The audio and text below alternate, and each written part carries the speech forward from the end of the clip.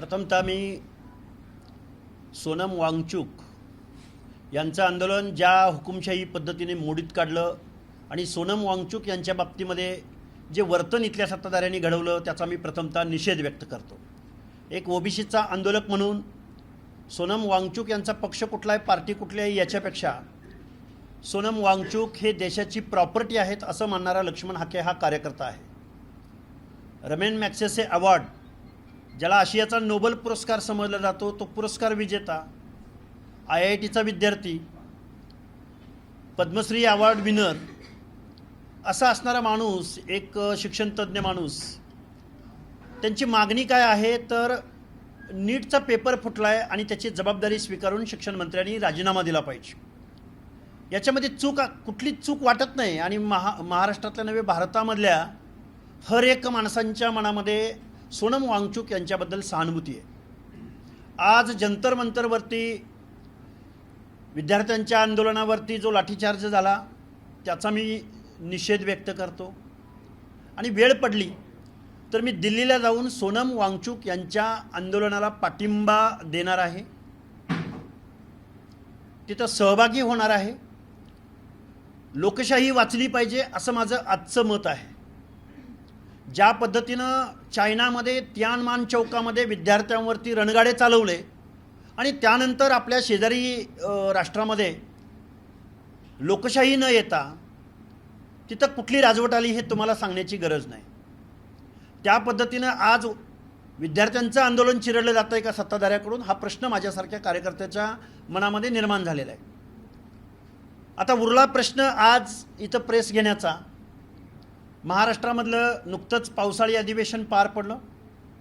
या पावसाळी अधिवेशनामध्ये पेपर फुटी, TETचा पेपर फुटी, त्याचबरोबर खासदार फुटी, म्हणजे फुटीवरतीच चर्चा सर्वात जास्त झाली। ज्या पद्धतीनं धोरणात्मक निर्णय यायला हवे होते, ज्या पद्धतीनं विद्यार्थ्यांच्या प्रश्नावर बोलायला हवं होतं, ज्या पद्धतीनं एक शिक्षकी शाळा या महाराष्ट्रातल्या बंद करण्यात आल्या आणि त्याचा परिणाम असा झाला 30 ते 40 हजार मुली शाळाबाह्य झालेले आहेत। 25 ते 30 हजार मुलं शाळाबाह्य झालेले आहेत आणि आता शिक्षणामधून सुद्धा महाराष्ट्राचं सरकार अंग काढून घेतंय।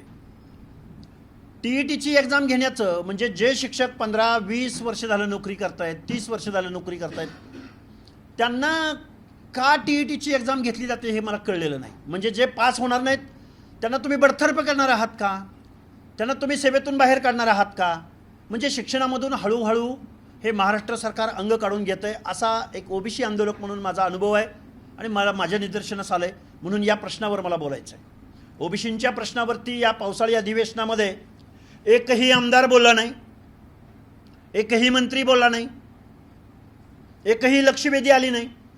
अर्धी लोकसंख्या महाराष्ट्राची ओबीसींची आणि त्यांच्या प्रश्नावरती त्यांचं आरक्षण संपलंय, त्यांचं आरक्षण संपवलं गेलंय, याच्यावरती ना ओबीसीचा नेता बोलायला तयार आहे, ना विरोधी पक्ष बोलायला तयार आहे, ना सत्तेतला पक्ष बोलायला तयार आहे। ह्या अशा अनेक गोष्टी आहेत आणि या गोष्टी डोळ्यासमोर ठेवून मी आज तुमच्यासमोर संवाद साधावा म्हणून मी तुमच्यासमोर आलो आहे। तुमचे प्रश्न आले तर आपण डायरेक्ट प्रश्नोत्तराला सुरुवात करू।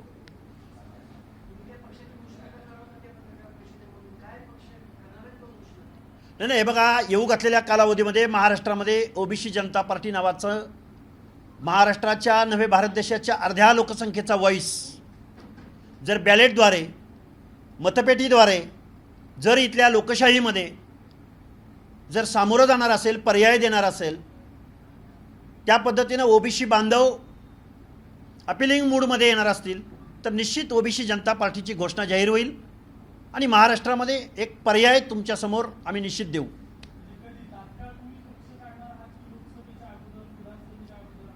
हे बघा, एखादा पक्ष निर्माण होण्यासाठी कुणाला तरी मुख्यमंत्री व्हायचं आहे, कुणाला तरी आमदार व्हायचं आहे, कुणाला तरी खासदार व्हायचं आहे म्हणून आम्ही पक्ष काढत नाही आहोत। ही इथल्या सोसायटीची, इथल्या व्यवस्थेची, इथल्या समाज व्यवस्थेची मागणी आहे।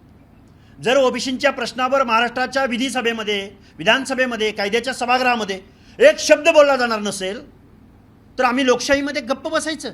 आता आम्हाला लोकशाही कळत नाही। जरूर ओबीसींच्या 450 जाती आहेत याची कल्पना आहे आम्हाला, पण आम्ही ओबीसी जनता पार्टीच्या माध्यमातून ओबीसींच्या प्रश्नावर आंदोलनं उभं करू, रस्त्यावरची लढाई लढू, कायद्याच्या सभागृहामध्ये जाण्याच्या दृष्टिकोनातून काम करू. ही प्रोसेस आहे.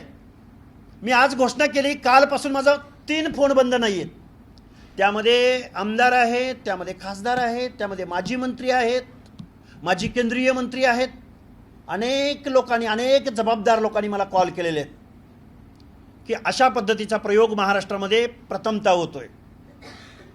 ओबीसीच्या नेतृत्वाने याच्या अगोदर काम केलं का, तर केलं, पण सत्ताधाऱ्यांच्या वळचणीला जायचं, सत्ताधाऱ्यांची मनमानी पाळायची, सत्ताधाऱ्यांच्या अजेंड्यावर काम करायचं, अशा पद्धतीचं काम ओबीसी नेतृत्वाकडून झालंय. मी खूप जबाबदारीनं बोलतोय आणि खूप परखड आणि वास्तव बोलतोय.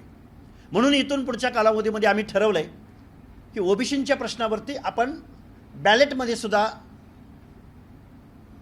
पर्याय उपलब्ध करून द्यायचा, असं आम्ही आज रोजी ठरवलेलं आहे. आमच्याबरोबर जे येतील, ओबीसी जनता असेल, विजयंती असतील, विमुक्त जाती जमाती असतील, ओबीसी मधले हर एक माणसं असतील, SC ST बांधव असतील, दलित असतील, मायनॉरिटी असतील, आणि लोकशाहीचे समर्थक असतील, संविधानाला मानणारे असतील, आणि ठरवेल काळ. हे बघा, इथं सत्तेचा ताम्रपट घेऊन कोणी आलेलं नाही, कुठला पक्ष आलेला नाही. देशाची जनता सार्वभौम आहे. अति चालत नाही, अति तिथं माती होते. सत्तेचा माज इंदिरा गांधींनी केला, त्यांचाही पराभव इथल्या जनतेने केला आहे. त्यामुळं सोनम वांगचुक यांच्याबरोबर ज्या पद्धतीनं वागतं इथलं सरकार, या देशामधल्या जनतेला हे आवडलेलं नाही.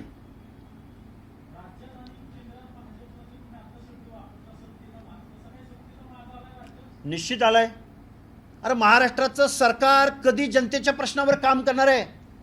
महाराष्ट्राचं सरकार, अरे काय शाखा प्रमुख फोडतायत, तालुका प्रमुख फोडतायत, जिल्हा प्रमुख फोडतायत, आमदार फोडतायत, खासदार फोडतायत, विधान परिषदेतली लोक फोडतायत. अरे तुम्ही कधीतरी जनतेच्या प्रश्नावर काम करा की. तुम्ही तुमचा एखादा पक्ष स्थापन करा. तुम्हाला असं का आयात लोक का घ्यावीशी वाटतायत? तुम्हाला तुमच्या विचारधारेवर विश्वास नाही, तुमच्या कर्तृत्वावर विश्वास नाही, तुमच्या अजेंड्यावर इथल्या जनतेचे प्रश्न नाहीत. आणि कोण आहेत ही लोक? सत्तेतनं पैसा आणि पैशातनं सत्ता. जनतेच्या प्रश्नाचं यांना काहीही देणं घेणं नाही. म्हणून आम्हाला या गोष्टींचा विचार करावा लागतोय.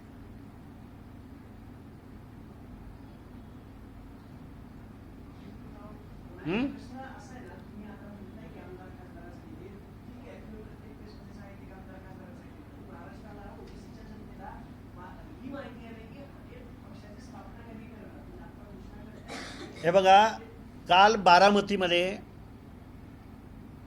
पत्रकार बांधवांना परिषदेला सामोरं जात असताना मी बोललो, पण आम्ही 100 सभांची घोषणा केली. त्यामधल्या 22 सभा आम्ही घेतलेल्या आहेत महाराष्ट्राच्या वेगवेगळ्या जिल्ह्यांमध्ये. अजून आमच्या सभा बाकी आहेत. आम्ही फर्टाईल लँड शोधतोय, कन्सिस्टन्सी, विधानसभा कन्सिस्टन्सी, लोकसभा कन्सिस्टन्सी टार्गेट करतोय. आणि पक्षाची घोषणा आम्ही मुंबईला करू, 1 लाख लोकांच्या समोर घोषणा करू.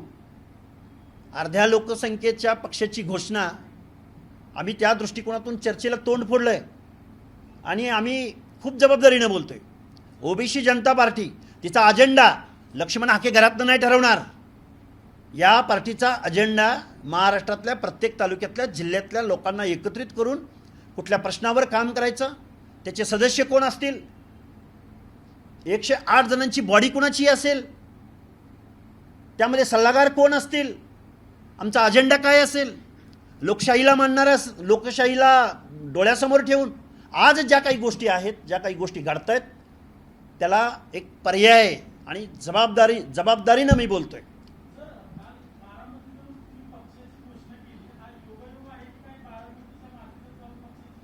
हे बघा, बारामती फर्टाईल लँड आहे असं समजा. उपजाऊ जमीन आहे बारामती. मग उपजाऊ जमिनीमध्ये जर आम्ही एखाद्या क्रॉप्सची जर टेस्ट केली तर त्यात वावगं काय? आम्ही सांगलीला जाऊ, आम्ही अहिल्यानगरला जाऊ, आम्ही विदर्भात नागपूरलाही जाऊ.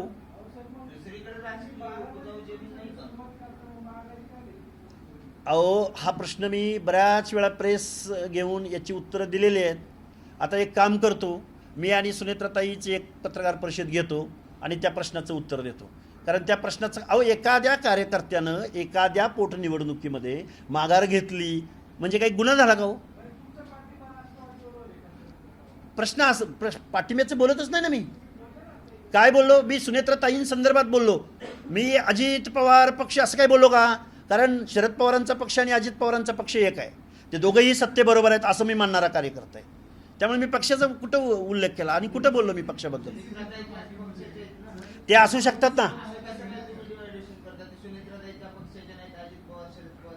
मी एक महिला उपमुख्यमंत्री म्हणून सहानुभूतीच्या बाय इलेक्शनमध्ये मी त्यांना पाठिंबा दिला आहे. याचा अर्थ मी कुठं माझी चळवळ थांबवली, मी कुठं माझं आंदोलन थांबवलं आहे, मी कुठं पुढच्या निवडणुकांमध्ये मी त्यांना बॉन्ड लिहून दिला आहे, मी आता कधीच उभारणार, असं थोडंच आहे. लोकशाही आहे.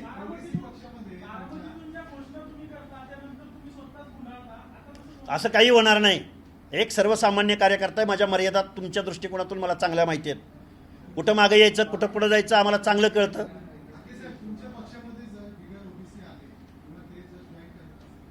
लोकशाही मानणारे इतरांचा आदर रिस्पेक्ट करणारे कॉमन मिनिमम प्रोग्रामवर जर एकत्र येत असतील तर अडचण काय?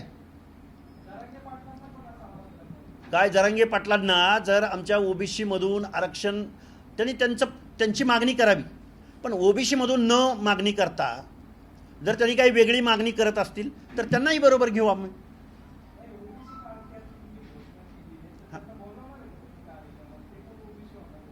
कोण ते काय कायदेशीर होणार आहेत का? आम्ही त्यांना बेकायदेशीर समजतो ना. काय हां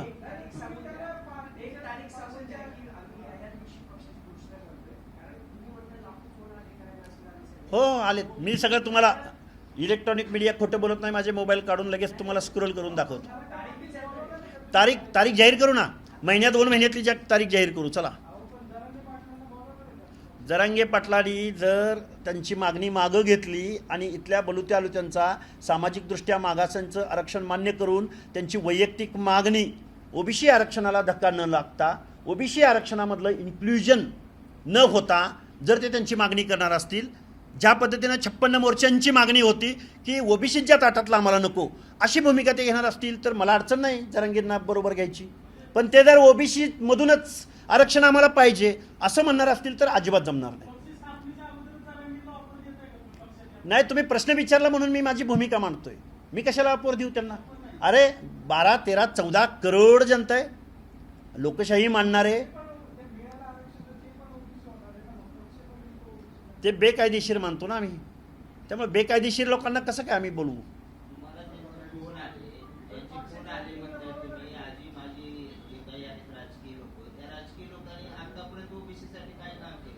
त्या लोकांनी काम जरी केलं नसलं, त्यांची जरी मजबुरी असली, त्यांनी जरी गुलामी स्वीकारली असली तरी एक ओबीसीच्या प्रश्नावरती बेधडकपणे भूमिका घेणारा कार्यकर्ता भेटलाय अशी त्यांची भावना आहे आणि ते मजबूर असतील मे बी.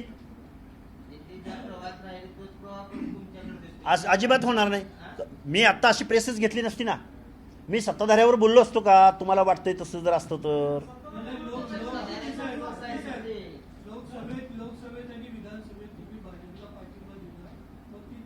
पश्चाताप झाला. चूक होती पश्चाताप झाला. 100% प्रांजळपणानं नमूद करतोय.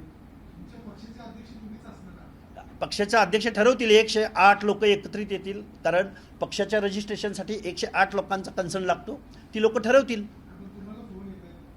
फोन येत आहेत. मी बोललो म्हणून मला फोन येत आहेत.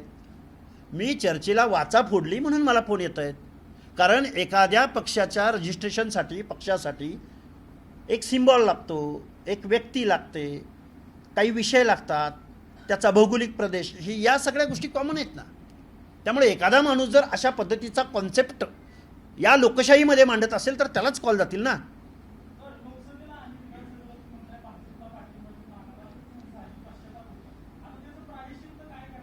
त्याचं प्रायश्चित्त ओबीसी जनता पार्टी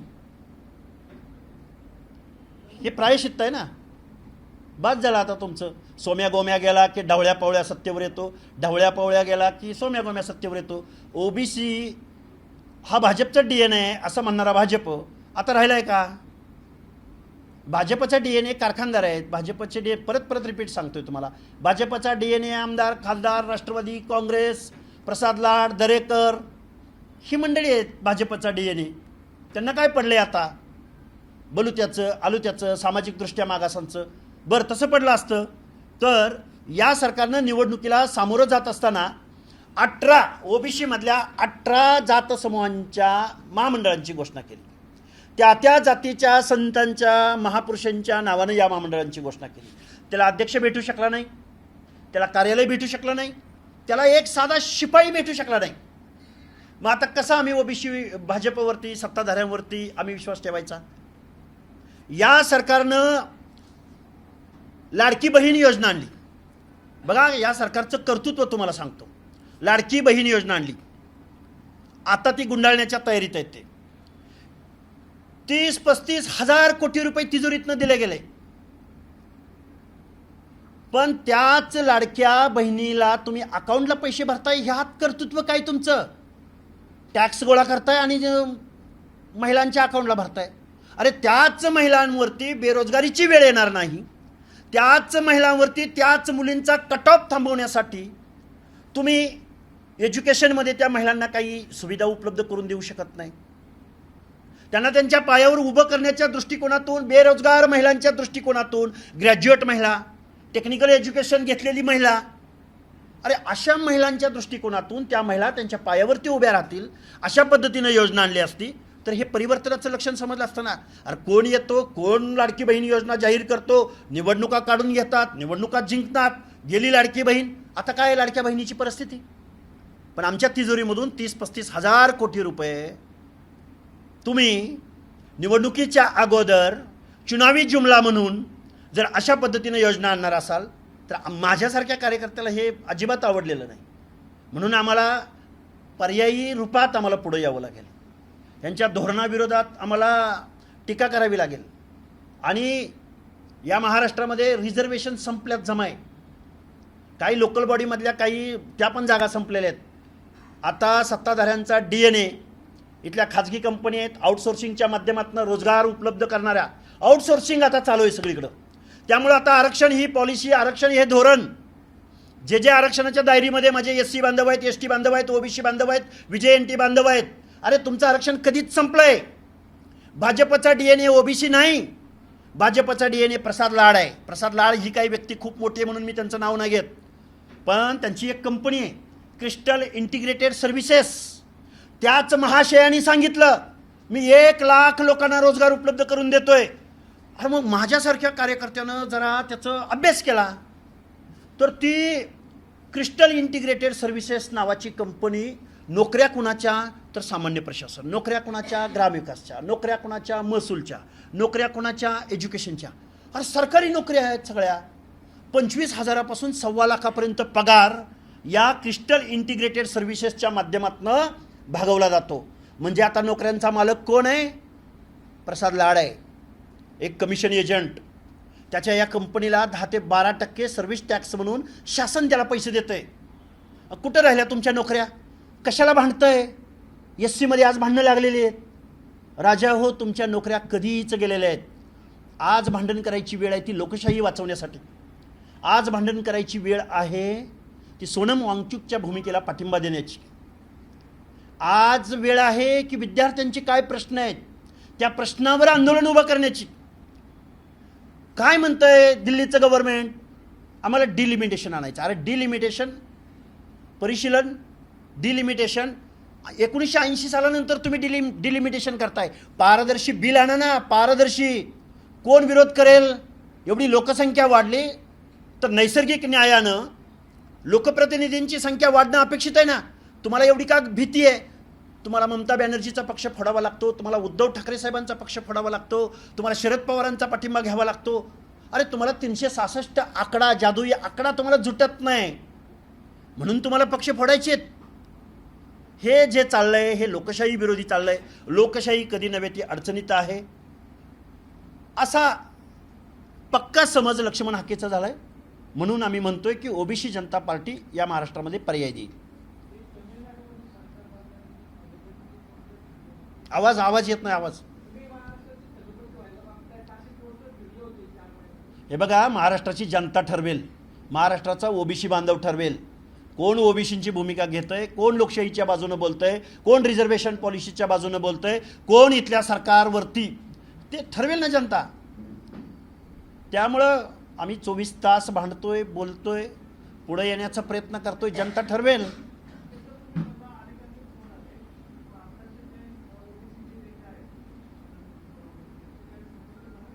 हे बघा, ओबीसींच्या नेत्यांना आम्ही समजून घेतोय, ते त्यांच्या पक्षाच्या अजेंड्यावर काम करतायत. पडळकरांना मंत्री झालं पाहिजे असं आम्हाला वाटतंय, धनंजय मुंडे का बाहेर राहिलेत असंही वाटतंय. तुम्ही मला मग काय म्हणायचं ते म्हणा, पुढच्या प्रश्नाचं उत्तर देईन मी.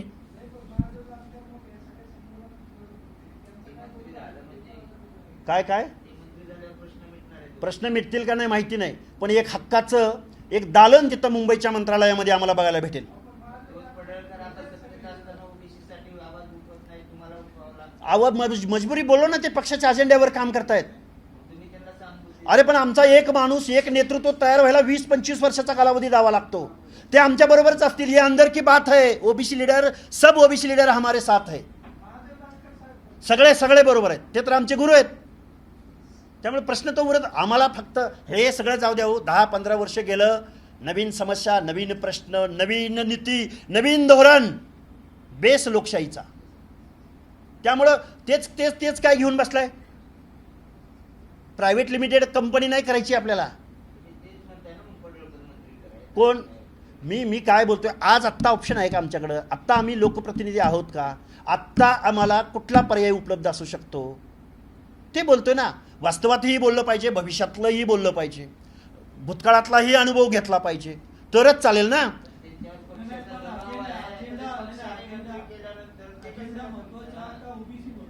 ओबीसी महत्वाचं आहे. जर तुम्ही ओबीसीचा फेस बनून जर तिथं गेला असाल, ओबीसींच्या मतदानावर गेला असाल, देशाच्या संसदेच्या अधिवेशनामध्ये ओबीसीच्या प्रश्नावर 48 पैकी एकही खासदार बोलत नाही. का पार्टी काढू नये आम्ही? महाराष्ट्राच्या विधानसभेमध्ये, विधान परिषदेमध्ये ओबीसीच्या प्रश्नावर गेल्या पावसाळी अधिवेशनामध्ये एकाही प्रश्नावर बोललं गेलं नाही. का पक्ष काढू नये आम्ही? आहे ओबीसीचं कोणी? त्यामुळं असे अनेक प्रश्न आहेत. ओबीसी जनता पार्टी मोठ्या ताकदीनं काम करेल आणि ती घोषणा हजारो लाखो समुदायाच्या उपस्थितीमध्ये आम्ही करू. अरे मुंबईला घेणार, राजधानीमध्ये घेणार, ते अध्यक्ष नंतर ठरवू ना. काय मी मी मी मी अरे दादा, मी काय पवार फॅमिलीमधला आहे का? पार्थ पवार आहे का? की कुणाला घ्यायचं आणि कुणाला नाही ठरवाय? ही ओबीसी जनता पार्टी 108 लोक एकत्र येतील, ठरवतील. कोण? ही लोकशाहीची प्रक्रिया आहे, ही चळवळीची प्रक्रिया आहे. चळवळ जर रस्त्यावरच्या लढाईला जर इथली लोक जर रेकग्नाइज करणार नसतील, दखल घेणार नसतील, त्याला इग्नोर करत असतील, तर चळवळीचं रूपांतर पक्षामध्ये होतं, पर्यायामध्ये होतं. ते जनतेसमोर बॅलेटमध्ये जाऊ शकतात. तर आम्ही चळवळी करायच्या, आम्ही लढाया करायच्या, आम्ही मारामाऱ्या करायच्या, लाभ दुसरे घेणार, असं आहे का? अरे कोण कुठली माणसं येतात, आम्हाला मुख्यमंत्री व्हायचंय आणि आम्हाला आमदार? अरे कुणी ठरवलं? कुणी सांगितलं तुम्हाला? इथली जनता ठरवेल. आणि आता इथल्या जेनजीला चांगलं कळतंय. दिल्लीला जाणार, येऊ घातलेल्या 2-4 दिवसात जाईल मी सोनम वांगचुक यांना पाठिंबा द्यायला. एबीपी माझा, उघडा डोळे बघा नीट.